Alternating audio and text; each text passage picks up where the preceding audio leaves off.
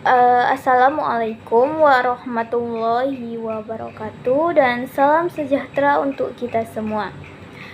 Sebelumnya, perkenalkan nama saya Siti Hartina dengan NIM 722144001. Di sini saya dari Prodi Pendidikan Administrasi Perkantoran kelas A. Tujuan pembuatan video ini adalah untuk memenuhi tugas mata kuliah korespondensi pendidikan yang diampu oleh Ibu Elis Siregar, SPD MPD. Di sini saya akan menjelaskan tentang jenis lipatan surat. Untuk jenis lipatan surat sendiri terdiri menjadi 8 bagian, yaitu lipatan baku atau standard fold, yang kedua lipatan setengah baku atau semi standard fold, yang ketiga adalah lipatan akordion atau akordion fold, yang keempat adalah lipatan setengah akordion atau semi akordion fold, dan yang kelima adalah lipatan tunggal atau single fold, dan yang keenam adalah lipatan sejajar atau parallel double fold, dan yang keenam adalah lipatan sejajar atau parallel double fold, dan yang ketujuh adalah lipatan Prancis atau French fold, yang kedelapan adalah lipatan baron atau baronial fold. Nah, langsung saja kita masuk pada cara pembuatan atau cara lipatan baku atau standard fold.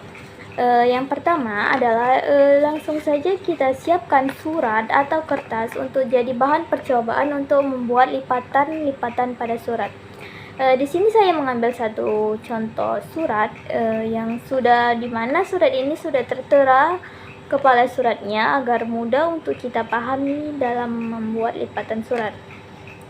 Nah, untuk pada lipatan baku sendiri caranya yaitu kertas kita bagi menjadi 3 bagian yang sama besar antara bagian 1, bagian 2, dan bagian 3. Bisa kita contohkan seperti ini.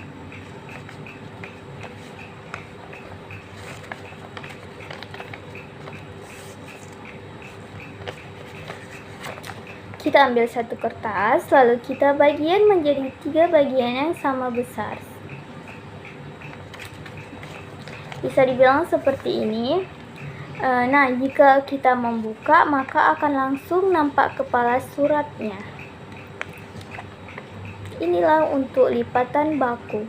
Yang kedua adalah lipatan setengah baku atau semi standard fold. Lipatan ini hampir sama seperti lipatan yang pertama tadi, tetapi lipatan ini kita bagi menjadi 3 bagian, tetapi yang bagian yang ketiga ukurannya lebih kecil. Misalnya kita ambil pada surat yang sudah tertera kop suratnya. Kan ada garis untuk pembatas kop surat dan isi surat antara alamat dan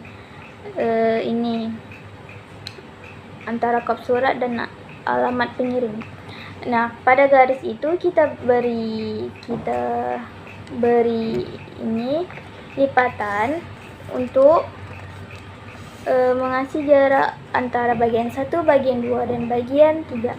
Nah, untuk 2 bagian lagi kita samakan saja ke bagian lipatan surat yang kecil tadi hingga membentuk seperti ini.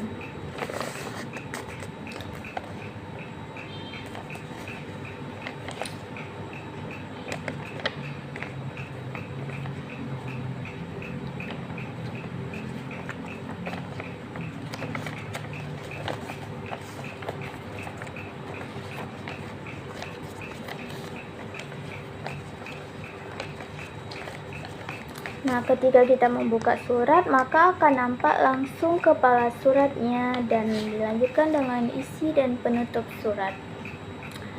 Nah, untuk surat yang ketiga yaitu lipatan akordion atau akordion fold, itu sama seperti pada lipatan kertas pada lipatan baku atau standard fold.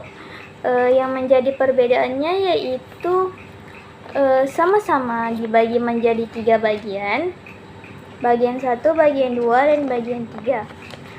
Untuk bagian bawah atau bagian 3 kita lipat ke bagian 2 Sedangkan untuk bagian 1 kita lipat ke bagian 2 dengan cara membelakangi hingga seperti ini. Hingga untuk bagian depan itu nampak kop suratnya.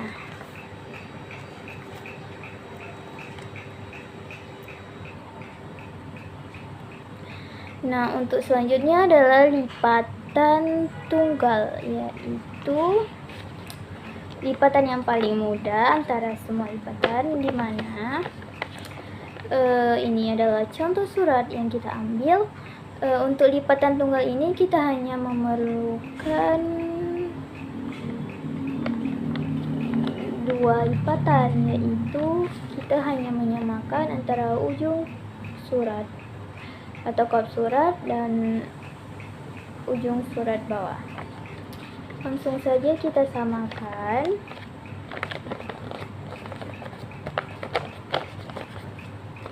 Lalu kita rapikan. Untuk lipatan tunggal sendiri kita hanya membagi 2 bagian surat seperti ini yang sama rata. Inilah yang dinamakan lipatan tunggal. Nah, untuk lipatan ganda, selanjutnya kita masuk pada lipatan ganda sejajar, yaitu hampir sama dengan lipatan tunggal. Kalau lipatan tunggal kita hanya membagi 2 bagian kertas. Kalau untuk lipatan sejajar, pada lipatan yang sudah kita menjadi 2 ini, kita lipat lagi menjadi seperti ini, menjadi 4 bagian.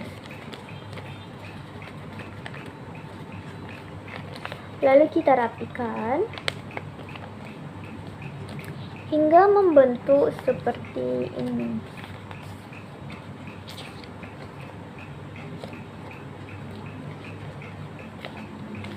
Inilah yang dinamakan lipatan ganda sejajar atau parallel double fold. Nah, untuk lipatan ganda sejajar atau parallel double fold tadi kan seperti ini, menjadi 4 bagian. Bisa kita rapikan menjadi seperti ini.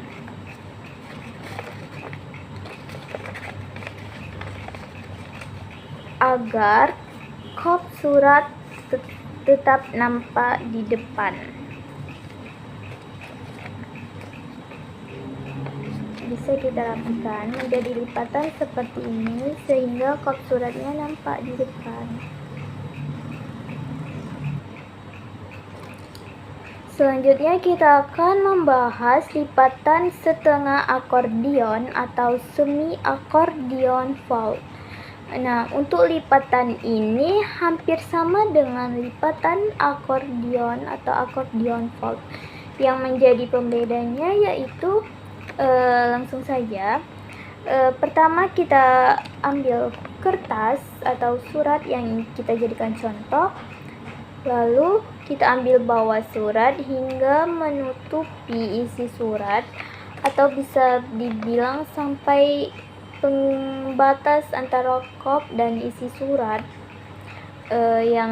atau bisa dibilang kita lebihkan untuk kepala surat itu menjadi 1/3 bagian yang lebih kecil seperti ini. Ini lipatan 1, lipatan 2, dan lipatan 3. Nah, untuk lipatan setengah akordion sendiri, kita ambil bagian bawah, langsung kita tutupi isi surat. Dan untuk bagian setengah atau 1/3 tadi, yaitu kepala surat, kita balikkan ke belakang hingga seperti ini. Sehingga untuk kepala suratnya nampak keluar seperti ini.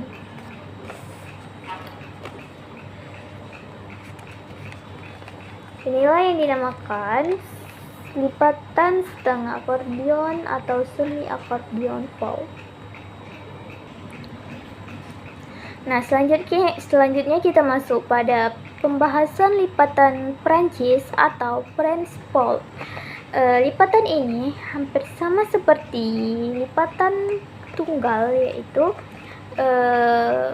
bisa dibilang kita ambil dari lipatan tunggal. Yang pertama yaitu kita ambil kertas, lalu kita bagi menjadi dua bagian yang sama seperti ini. Kita lipat bagian tengah, kita samakan, kita rapikan, lalu ujung kanan dan ujung kiri kita satukan lagi seperti ini. Lalu kita lipat bagian tengah dan kita rapikan. Inilah yang dinamakan surat Prancis atau French fold. Bisa dibilang untuk lipatan sangat mudah untuk dipahami. Nah, selanjutnya kita masuk pada pembahasan yang terakhir, yaitu pembahasan lipatan baron atau baronial fold. Di mana pertama kita membuat lipatan seperti lipatan tunggal, yaitu membagi dua bagian kertas menjadi sama, yaitu sisi atas dan sisi bawah kertas menjadi bagian yang sama seperti ini. Lalu bagian kanan dan kiri kita bagi sepertiga bagian yang sama besar. 1, 2, dan 3 hingga membentuk seperti ini. Dan jika dibuka, suratnya akan menjadi 6 bagian seperti ini. Dan jika dilipat, akan menjadi bagian seperti ini.